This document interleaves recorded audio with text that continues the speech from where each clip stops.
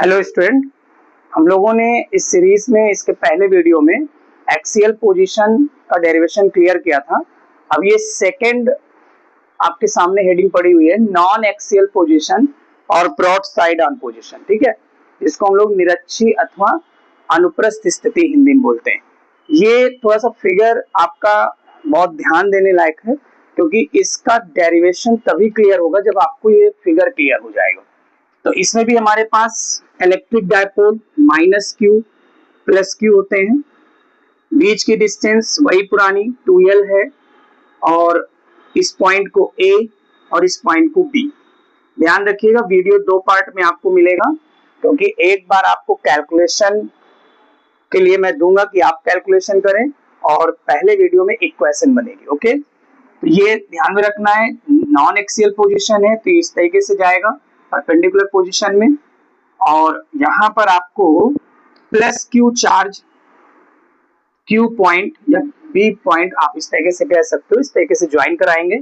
इसमें इस तरीके से ऐसे इसको ज्वाइन कराएंगे, तो इसकी जो इंटेंसिटी ऑफ इलेक्ट्रिक फील्ड है वो इधर साइड शो होगी E1, और इसकी जो इलेक्ट्रिक फील्ड है वो इधर साइड शो होगी।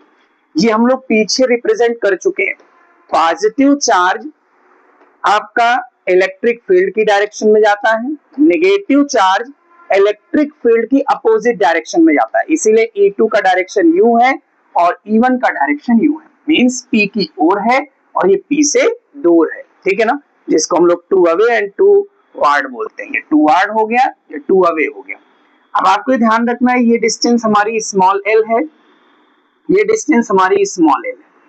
पाइथागोरस थ्योरम का अगर हम इस्तेमाल करेंगे, ये डिस्टेंस हमारी स्मॉल r है। पाइथागोरस थ्योरम का अगर इस्तेमाल करेंगे तो under root r square plus l square आ जाएगा, ऐसे ही under root r square plus l square आ जाएगा। क्लियर है।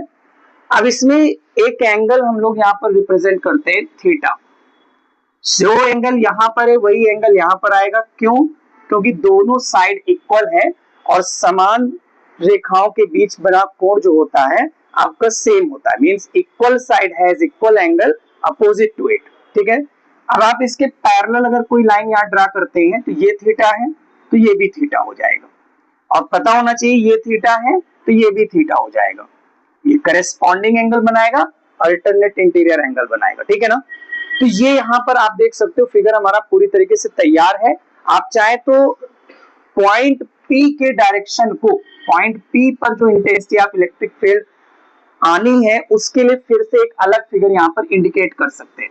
तो गौर करिएगा, फिगर थोड़ा उसी से हमने लिया हुआ है, इसी फिगर से। ये पॉइंट P है, ये आपका E1 है और ये आपका E2 है, ध्यान दीजिएगा।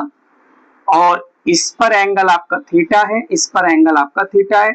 E1 का कंपोनेंट यहाँ पर काम कर रहा है E1 cos थीटा, यहाँ पर काम कर रहा है आपका E1 sin थीटा, और ये आपका काम कर रहा है E2 cos थीटा, और यहाँ पर काम कर रहा है आपका E2 sin थीटा।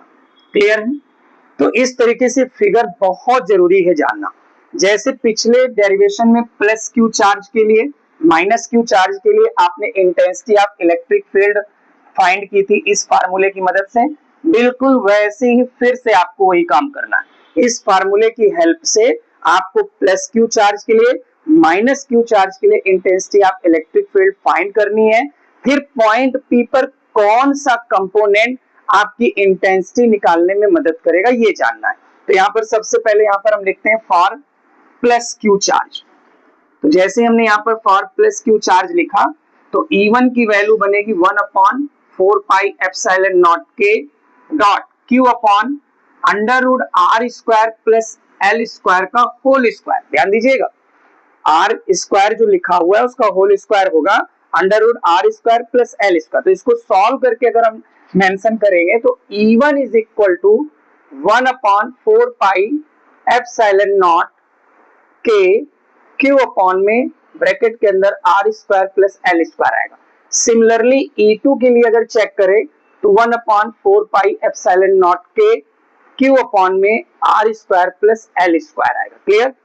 आप देख सकते हो E1 और E2 सेम है, इसलिए E1 sin थीटा और E2 sin थीटा जो कि वर्टिकल कंपोनेंट है जिनको हम लोग यहाँ पर ऊर्ध्वाधर घटक कहते हैं, ये पॉइंट पी पर कोई भी इंटेंसिटी हमें नहीं देंगे। क्यों? क्योंकि एक दूसरे को कैंसिल आउट कर देंगे, क्योंकि वैल्यू सेम है, डायरेक्शन अपोजिट है। वैल्यू सेम है, डायरेक्शन अपोजिट है।